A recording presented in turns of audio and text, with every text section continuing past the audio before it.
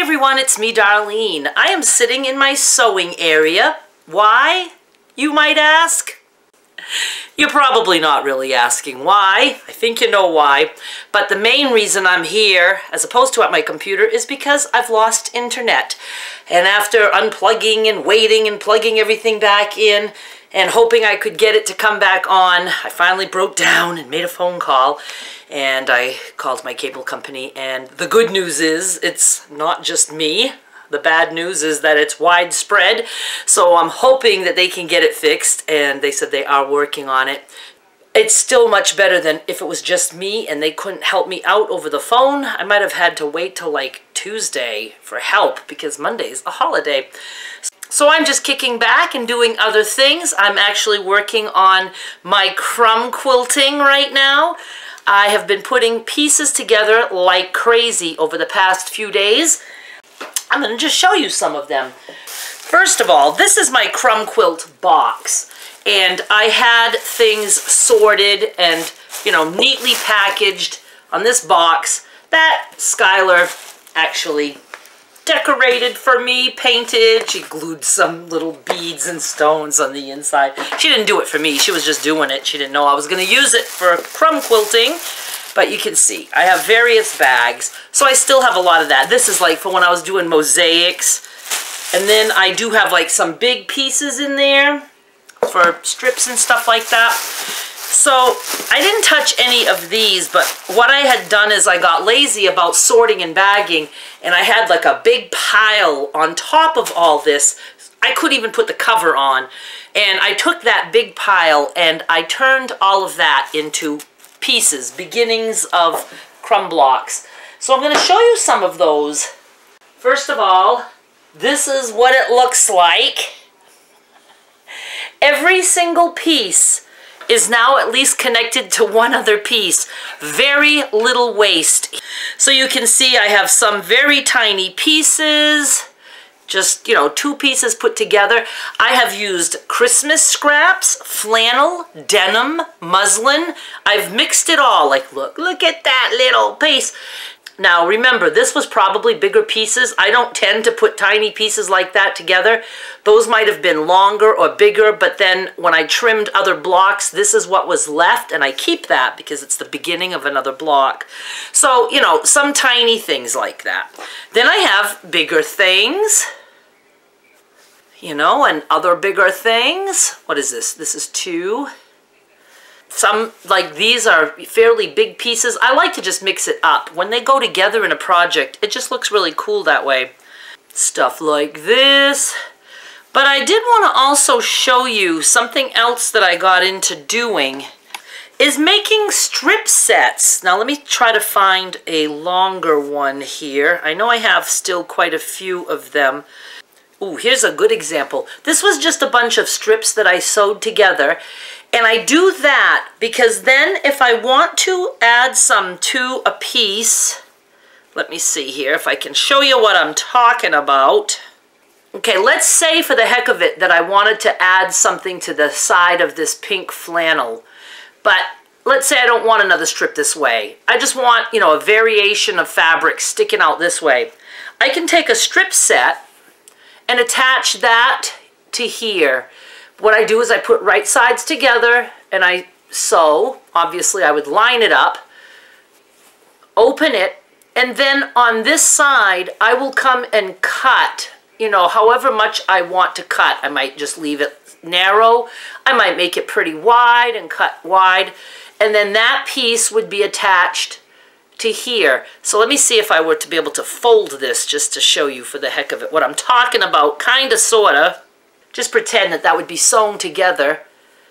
It would just add a whole bunch of variety to the end of that pink, but it was easy. And then when I cut that off, I just saved the remainder for other pieces. I don't know if that made sense, but I'm telling you, I was addicted to making strip sets. I used them all over the place. It's a good way to make it look like you put a bunch of tiny pieces together, but you didn't work that hard at all. See, here's another strip set. This is like the beginning of a strip set, and I'm sure I'll find some examples of where I used them Another strip set. Okay, so here's an example. At one point, this piece, I had added a strip set here, just one whole piece, and then I trimmed it, and you know, it gave me all those little tiny pieces in there, but they were already connected before I put them on here. Huh? Pretty cool, huh? And okay, so just, I'm not gonna show you all of these, but again here you can see there's a strip set right here. Probably the only strip set in there. I really have been using it. Okay, now this I forgot. I have to cut some of this off. So I'll just do that so I can show you. I had attached a strip set to this piece, but I don't want to waste my whole strip set. I want this on other blocks. So I'm just gonna cut it. I'm gonna cut it like maybe, I don't know, 1.5 inches, and then I'll show you. Okay, so here's the new block. And I can add whatever I want to this side, and it's going to look like I had all those little pieces there. And here's the remainder of the strip set that will get attached to another piece. Some little pieces, and I got a lot. You know, some bigger pieces. I've got so much. But all this was little pieces that I had, or some bigger ones that I end up, you know, trimming. I don't usually cut pieces and make them small. I have a whole series on this. I'll actually link to it down below and also on the end screen. But I don't take pieces and cut them into tiny pieces and sew them together. I sew big pieces together and then I cut those and use them in parts of other blocks. It's very easy to do. It really is. And it's addictive. And now it's just me talking and looking at my own stuff and not even showing them to you. But look at that strip in there. It's just tiny. Ah, so exciting. And again, I don't take tiny, tiny strips. If you watch my series, you'll see I might take 2 big strips, and just the way I sew, I'll sew 2 strips first, and then I'll take another wide strip and put it close to the seam and sew. Then I trim, and it makes a little tiny line in the middle. It looks like you worked hard, but you didn't, because I don't work hard. So do go check out that series. It's kind of lengthy. I can't remember if there were like 12 videos to it, but it is certainly worth it, and it is by far the most popular series I have on YouTube. I got thousands and thousands of views, like over 100,000 total for that series, or probably more like 200,000 for the series. All right, so, you know, there's just a lot. Just trust me when I say there's a lot here.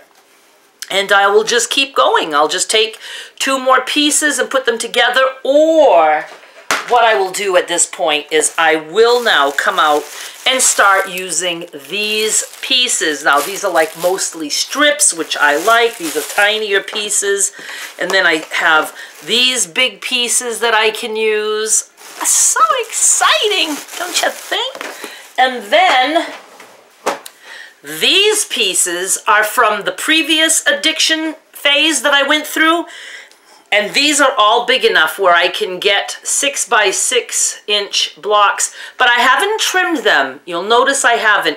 I might try just piecing big things together and not making them square. So that's why I haven't trimmed anything at this point, but this is like all older stuff. You may recognize some of those fabrics from when we did do the Crumb Quilt adventure. Oh my God! How completely awesome that is. Oh. So that's what I have there. So I just thought I'd show you that stuff. And I hope I can upload this video today at some point. So thank you so much for watching. Do go check out that series, and I will be back with more soon. Bye.